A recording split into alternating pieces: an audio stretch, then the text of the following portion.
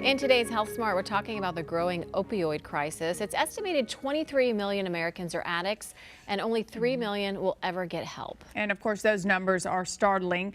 Joining us live here in the studio is someone who knows the personal pain of addiction. We're welcoming journalist and best-selling author Brandon Lee to the studio. Good to see you, Brandon. It is so good to see you, my friend. It's like full circle moment right now, being back here at KTLA. For sure. So a lot of people, you may recognize Brandon. He went as Brandon Rudat years ago as a reporter here, 9 and 10? Yeah, 2009 and 2010. Yeah. Great. And you've worked in other markets, Atlanta and Phoenix, as an anchor. And now you have written this amazing book, Mascara Boy.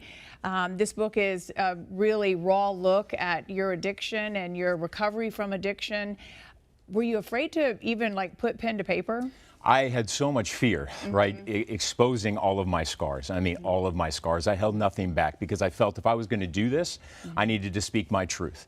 But I had a lot of fear going into it because it is a scary stigma that still exists out there. The moment you tell somebody you're an addict or a recovered addict, they automatically look at you like you must be some sort of trouble, like a troubled lot or trash or, somebody to throw away or dismiss.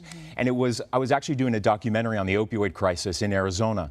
And when I did, and that story aired, that documentary aired, and I looked at all the comments from viewers, people saying these people were trash and homeless. And I went home and I cried in my living room. And I called up my sponsor and I said, I have to break my anonymity.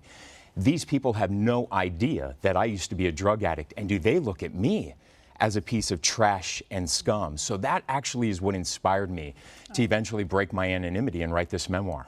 So we talk a lot about rock bottom. What did that look like for you? That was the hardest part for me. I was in Los Angeles and I hit my rock bottom in 2010. I ended up overdosing on the slums of LA, in the streets of LA. And fortunately enough, the person I was using drugs with called 911. He left the scene, but he called 911. And I was taken to LA Presbyterian Hospital in a coma on life support. And even at that time, the doctor said, we need to call your family. And I said, I don't have any family. Because I was afraid if my family were to show up at the hospital and see me in the condition that I was in, that the gig would have been up, that I would have been exposed for the double life that I had been living. And this little nurse at LA Presbyterian heard me crying in the ER in this private room. And she came in and she held my hand and she said, we all make mistakes. Do you believe in God? And I said, no, I don't. And she goes, that's okay because God still believes in you. I have $10 in my pocket. Make me this promise. Use this $10 to take a cab to my church tonight when you get out. They have these little 12-step meetings there. And so these little 12-step meetings. I went to that meeting and I have been sober ever since that day, February 22nd, 2010. Your story just gave me chills.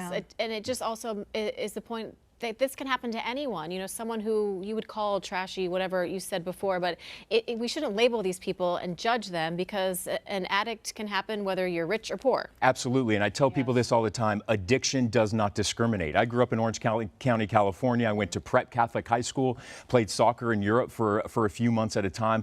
From the outside looking in, I had the perfect life. I was an Emmy-winning reporter. I was on air and broadcasting. That's part of living that double life, right, that addicts use. But the thing is that I went home every night and I felt so much shame knowing that I was living that double life. And I had to answer this question, how did you, of all people, become a sex addict and a drug addict at the age of 15? And I didn't have an answer to that until I went into intensive therapy and realized that being repeatedly sexually abused every Friday by my piano teacher and by my youth soccer coach, that eventually that came out sideways because it was untreated. And the moment I tried cocaine at 15, I felt that numb and I felt good. And so I kept chasing that escape over and over again. And that led to, it spiraled to a life that I almost died. This book is reaching a lot of people. And just as we wrap up, if someone's watching out there that may be struggling themselves, or if they're a family member of someone who's struggling, just what should they do? Here's the thing, go to my website, escapingrockbottom.com. I have a list of resources, trusted resources in the recovery world and the industry. I don't want people to ever be distracted by this. I don't have health insurance. I don't have any money to pay. There is always help available for you. And I'm calling on all of my sober brothers and sisters who have strong enough in their recovery and brave enough to break your anonymity. Put a face to addiction so the person at home doesn't feel alone like they're suffering in silence. And you did that with this book. Again, the book is called Mascara Boy. can't wait to read it. Thank you very much. What an inspiration you are. Thanks so much for coming. And thank you for having me. It's a heavy topic, and I appreciate you guys talking about it. And you just saw his information on there. Of course, this segment will re-air on KTLA.com. You can find out more information there at his website. And you're an artist. It's all good. Yeah, thank you very much, Brandon, my love friend. You. All Love right. you too.